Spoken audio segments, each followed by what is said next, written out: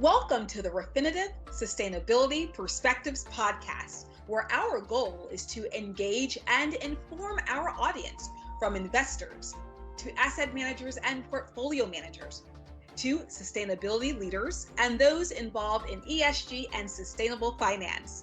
I'm Kisa Shreen. Today, we're talking about sustainability trends in the automotive industry and how the industry is transforming to become more sustainable.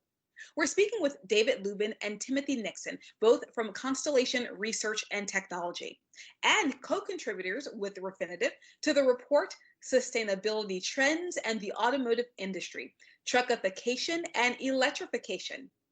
You can access the full report using the link in the episode description. Now, let's dive right in. David, could you please tell us about the top 3 focus areas of the report? Sure, I'd love to. Refinitiv asked us to take a deep dive look at the automobile sector because of how important it is in the overall push to decarbonize the economy.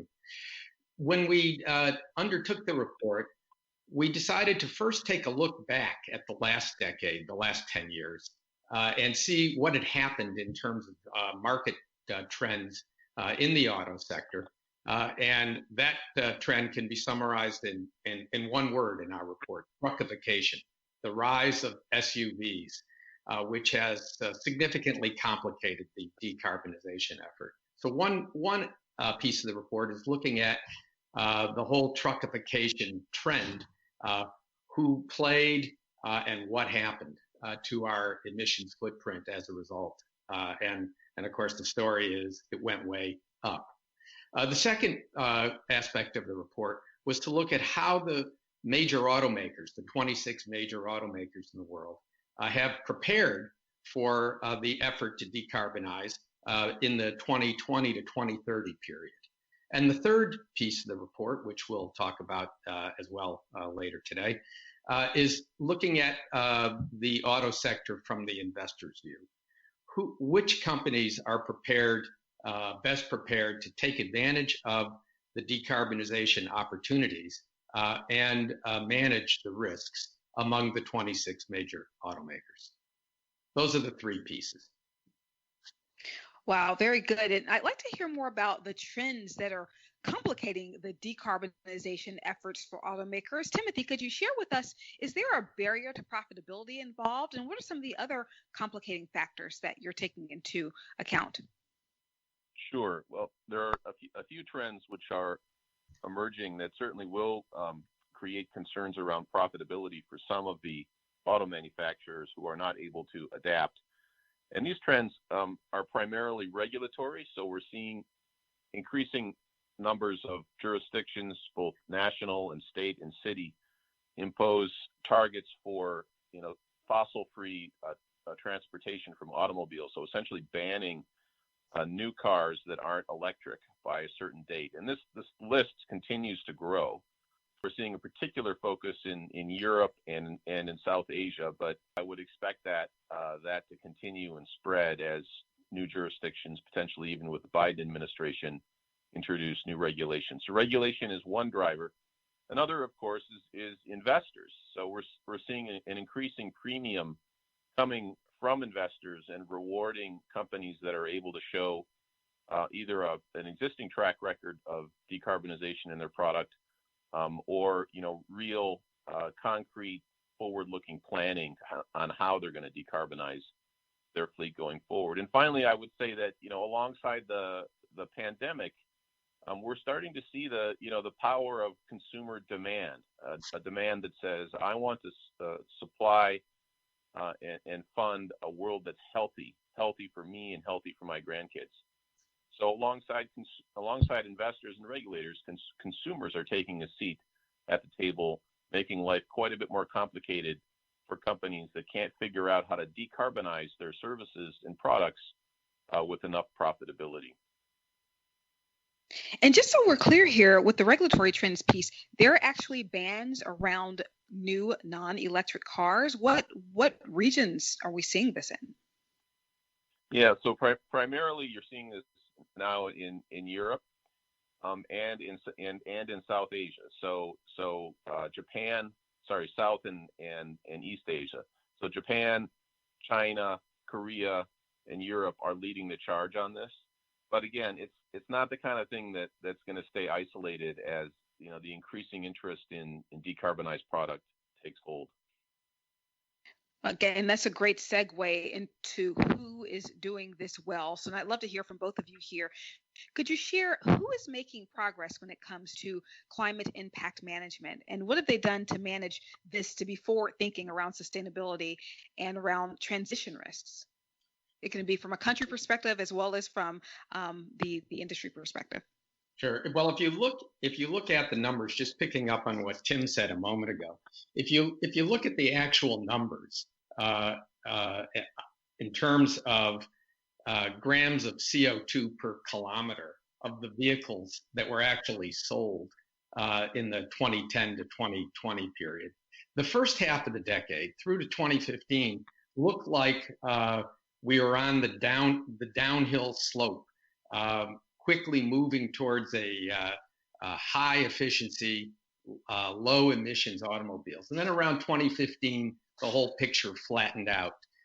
And in fact, the trends in many companies and in many countries began to turn negative, more emissions per kilometer of the fleets that were actually sold. And of course, that was this the rise of the big SUVs, the mid to large sized SUVs, really across the board.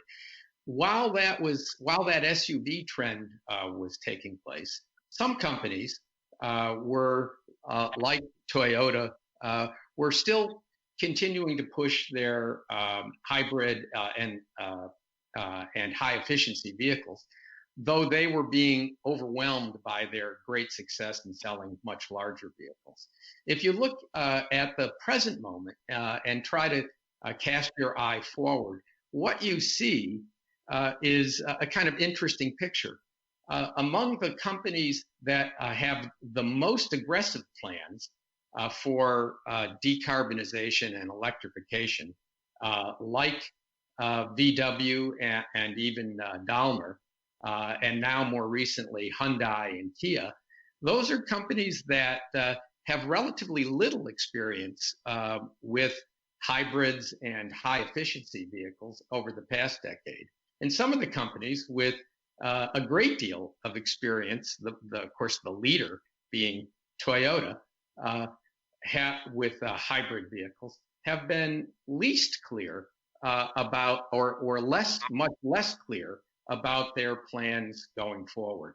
So we've got an environment now when we, in the report, map out the history file versus the projection for the future based on current statements of plans by the companies.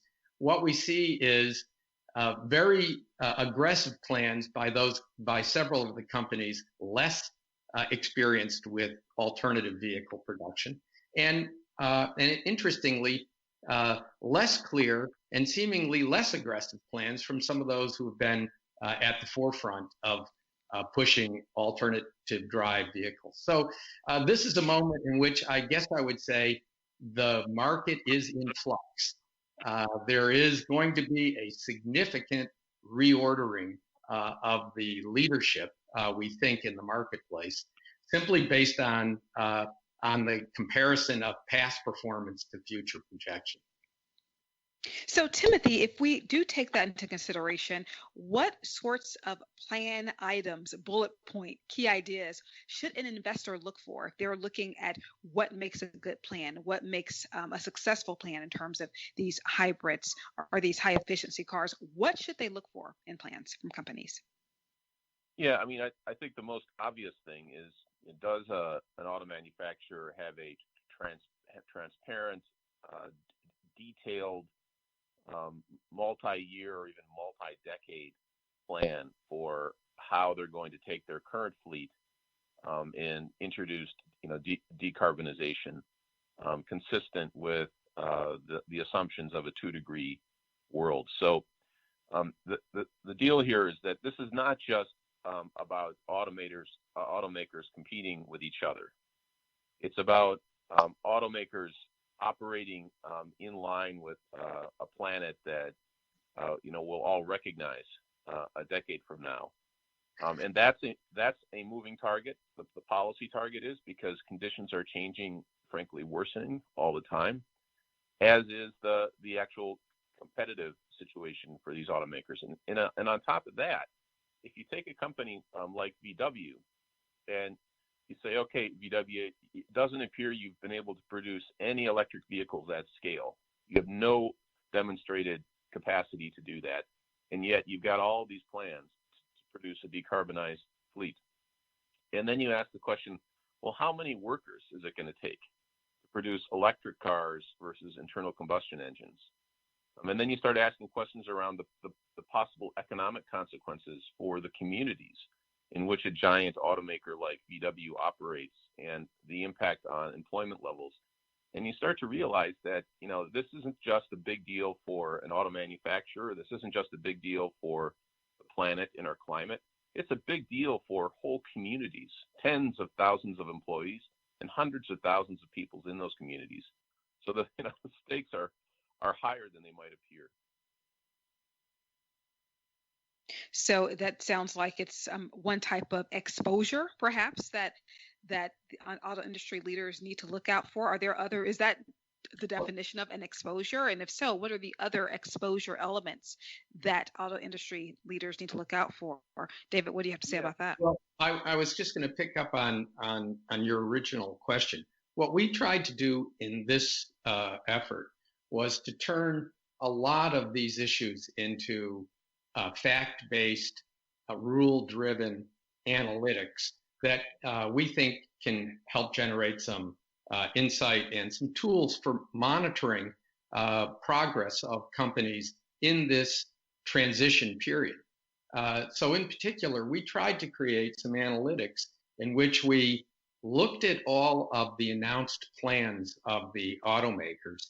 Some announced introductions of models, some announced in different time periods, and some announced actual production targets for electric vehicles on a yearly basis. And so we've tried to blend together, using a rule-based set of algorithms, if you will, a score that gives us a way to index the ambition of a company's targets for the future.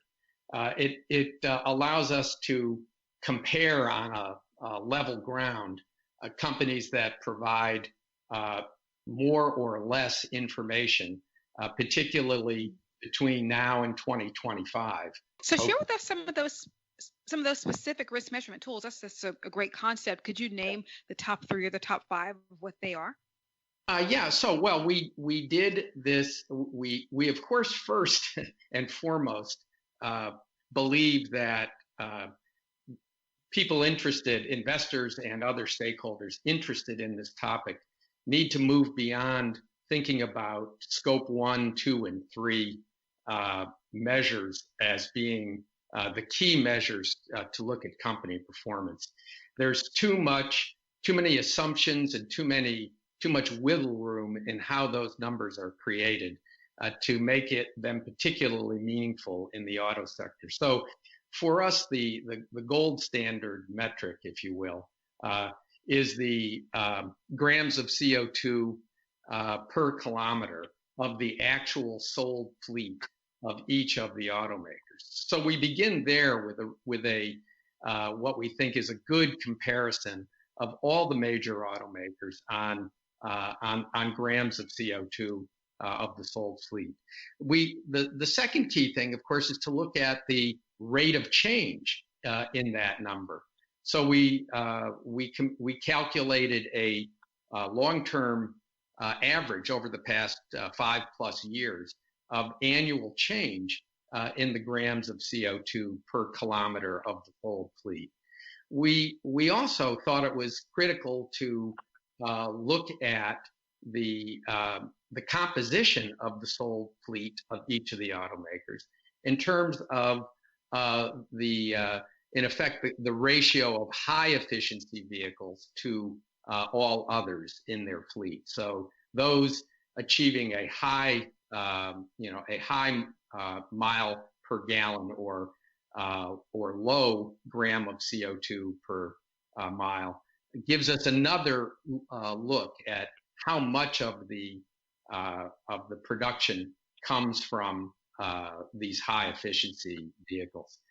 And of course, there are about a dozen of these, but of course, they all roll together into a couple of key metrics, one being our sustainable value ratio, in which we look at all of the metrics that reflect how well a company is pursuing the opportunity, the business opportunity that comes from high efficiency vehicles, alternative drive, electric, and plug-in hybrid vehicles, in comparison to all the risk factors that they're exposed to, which include geographic risk, regulatory risk that's based on geography, and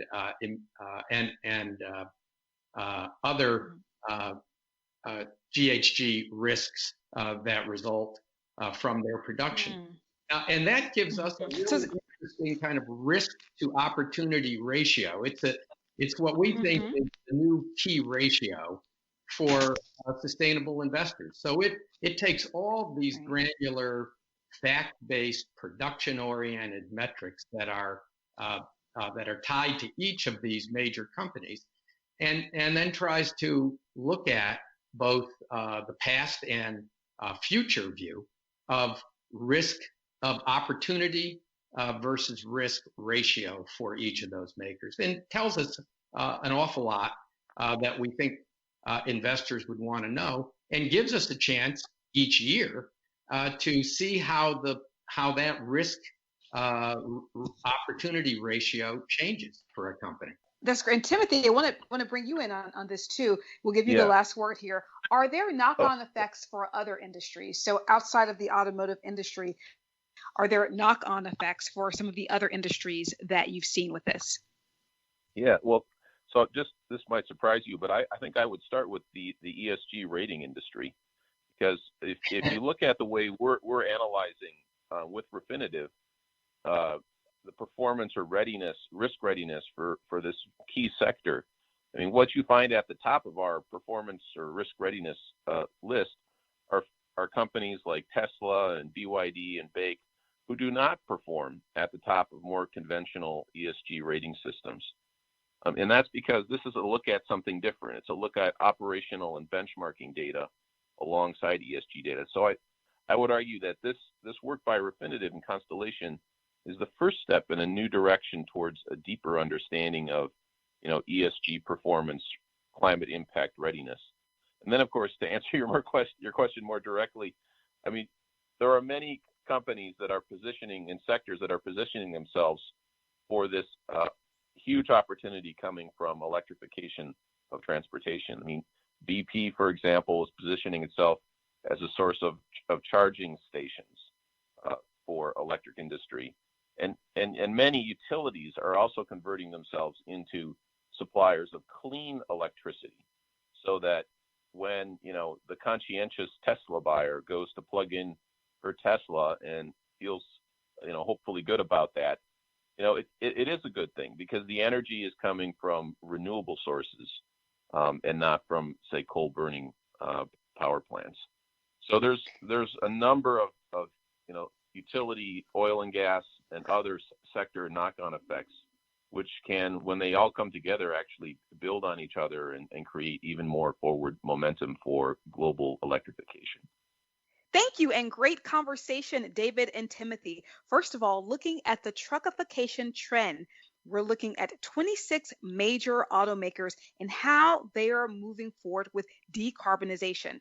Some of the trends that you spoke about: regulatory, banning new non-electric cars, and we see that happening in Europe as well as in Asia. Investors are rewarding companies that show a good decarbonization track record. And finally, of course, consumer demand, consumers demanding change around decarbonization. And who is doing this well? Well, companies who have sold SUVs, but also who continue to move forward with their hybrid vehicles and high efficiency vehicles. The plans that we really consider to be top tier plans for companies who are really doing this right: auto manufacturers who have transparent, multi-year, or even multi-decade plans toward decarbonization, as well as those companies that are operating in line with broader defined goals. Finally, some key metrics around how companies are faring and how we get to the conclusions that we got to in the report: grams of CO2 per kilometer of sold fleet of each automaker, looking at the rate of change in this number, and the composition of the sold fleet, high efficiency vehicles as compared to other vehicles. Of course, data being very important in all aspects of the measurement, benchmarking data and ESG data to really give a deeper understanding of climate readiness. Also understanding how the knock-on effect happens, how other industries are being repositioned because of this decarbonization. An example is utilities positioning themselves as suppliers of clean energy. And of course, we look broader to the social area. There's an economic consequence for communities. Employment levels are impacted. David, Timothy, great conversation. Thank you so much for joining. Thank you. Great to be with you. Also, again, access the report Sustainability Trends and the Automotive Industry, Truckification and Electrification using the link in the episode description. Thank you all so much for joining. We invite you to subscribe to the Refinitiv Sustainability Perspectives podcast on iTunes, Spotify, or wherever you stream your content. What did you think about the podcast? Leave us a review on iTunes or follow us on LinkedIn and Twitter for updates on our show. Thank you for joining. See you next time.